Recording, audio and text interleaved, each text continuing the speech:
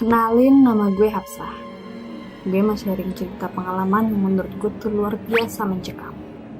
Cerita dimana pertama kalinya gue baru aja pindah ke Bandung buat kuliah. Jadi waktu itu gue ke Bandung karena mau daftar ulang kuliah. Berhubung gue belum masuk kos, jadi sementara gue tinggal di rumah tante gue. Nah, kalau kalian pada nanya, kenapa sih nggak sekalian tinggal di rumah tante aja? Pertama, rumah tante gue main jauh dari kampus. Kedua, ya karena gue pengen kos aja. Udah gitu. Nah, sebelum gue lanjut cerita, kita flashback dikit ya asal-usul rumah tante gue. Namanya Tante Yesi.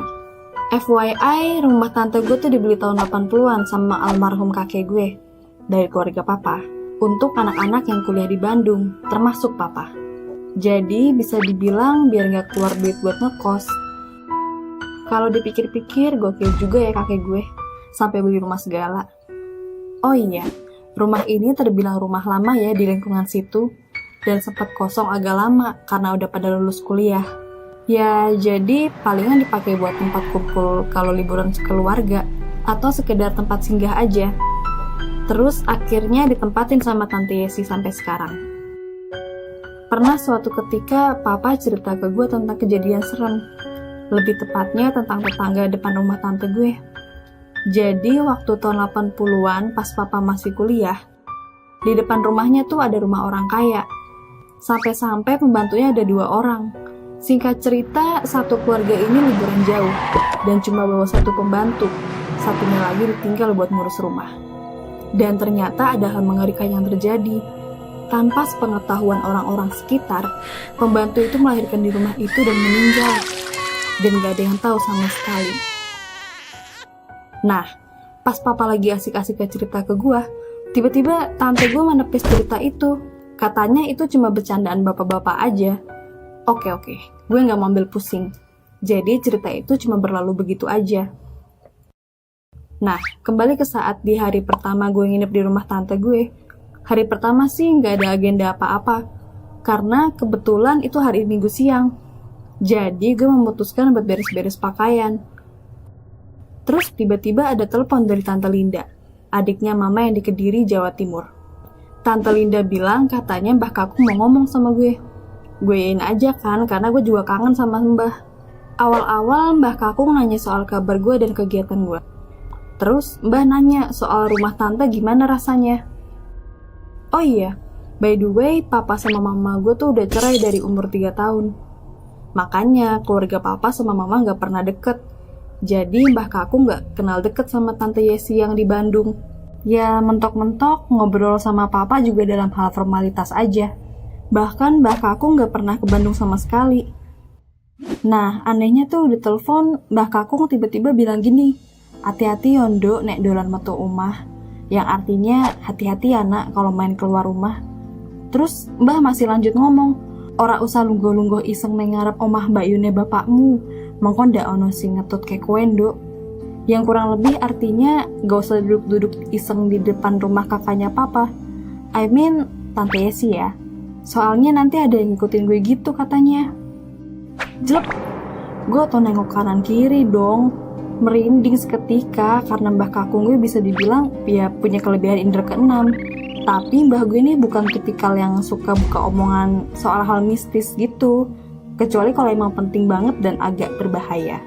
Lalu dalam benak hati gue, waduh kok bisa tahu ya kalau rumah depan tante gue tuh ada sejarah mengerikan. Akhirnya gue cuma bisa jawab mbah gue sambil nelan ludah. Nggih mbah, Hafsah gak suka nongkrong di luar juga kok. Dan gue pun mengakhiri obrolan singkat ini. Gue lanjut beberes kamar sampai kelupaan pesen Mbah Kakung tadi apaan. Sampai akhirnya udah maghrib. Gue sholat sebentar di kamar, terus buka laptop di kasur. Nah, kebetulan kasur gue tuh langsung madep ke jendela gitu. Dan jendelanya juga madep ke gerbang depan rumah tante gue. Jadi kalau ada yang keluar masuk, gue bisa tahu. Oh iya, Tante Yesi punya bisnis kos-kosan putra di sini. Jadi kadang rame keluar masuk cowok-cowok biasanya. Singkat cerita, pas udah sekitar jam 10-an malam, mata gue masih kuat melek sampai gue paksa tidur, tapi gak bisa. Akhirnya gue main game biar gak gabut-gabut amat. Di tengah heningnya malam, seketika gue dengar kayak ada yang dorong buka tutup pintu gerbang. Grak grek. Asli annoying banget. Karena terus-terusan ya gue jadi kesel dong. Ya udah gue patengin aja tuh gerbang dari balik jendela.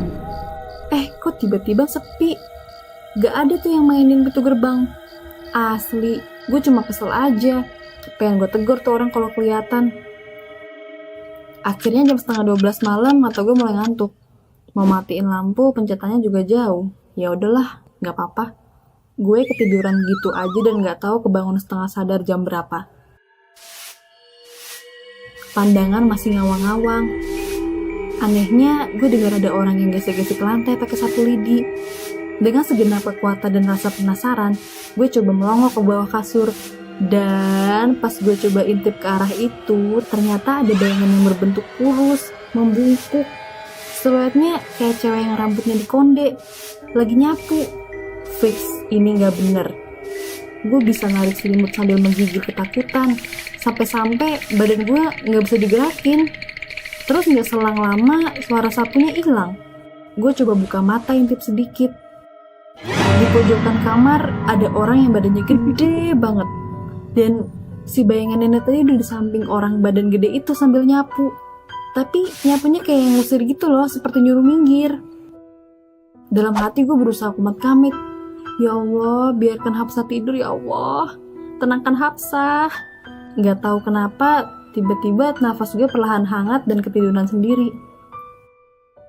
Sampai paginya dibangunin sama sepupu gue, anaknya Tante Yesi. Dia bilang udah jam 8 pagi. Ketika gue bangun, gue gak berani cerita hal serem tadi malam ke siapapun. Seharian gue ke kampus ngurus berkas daftar ulang. Sorenya pas pulang ke rumah Tante Yesi, gue enggan untuk ke kamar. Gue mau ke kamar kalau badan gue bener-bener udah capek dan ngantuk. Akhirnya gue ajak sepupu gue buat nonton film sampai tengah malam. Padahal gue gak fokus sama tuh film. Ya yang penting gue gak cepet-cepet ke kamar aja. Terus sekitar jam 11 malam, sepupu gue ngajak nongkrong di depan rumah. Soalnya dia mau sebat santuy sambil ngobrol gitu. Jujur, gue sebenarnya gak mau sih keluar. Tapi gue juga takut kalau cuma di dalam rumah sendirian. Secara semua orang kan udah pada tidur. Nah, tempat kita ngobrol tuh persis madep ke arah rumah tetangga tante gue yang pembantunya meninggal. Asli nih bulu kuduk gak nyampe. Hawanya merinding terus.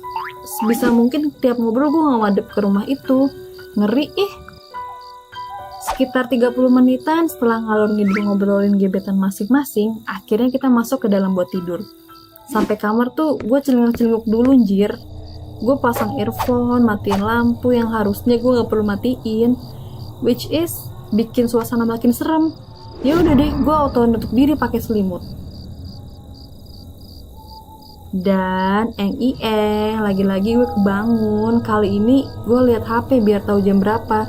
Nah, feeling gue tuh udah gak enak nih. Seolah-olah mata gue tuh kayak dipaksa buat melek gitu loh. Cuma gue tetap maksa merem meskipun masih ngintip tipis-tipis. Dan di depan mata gue ada seseorang yang berdiri dong. Jaraknya gak jauh amat. Tapi gue gak bisa lihat bagian perut ke atas. Yang kelihatan tuh bagian perut ke bawah.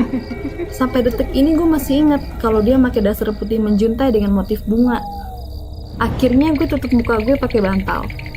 Biarpun pengap, seenggaknya ini bikin gue pelan-pelan tertidur.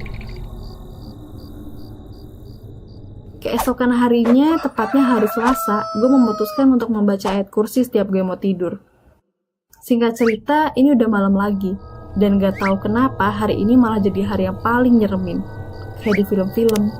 Padahal gue udah baca ayat kursi, segala macem. Hawanya kayak beda gitu. Berhubung belum ngantuk, gue coba menyibukkan diri dengan buka website kampus sambil nyari-nyari info sebelum ospek. Tiba-tiba jepret, mati lampu.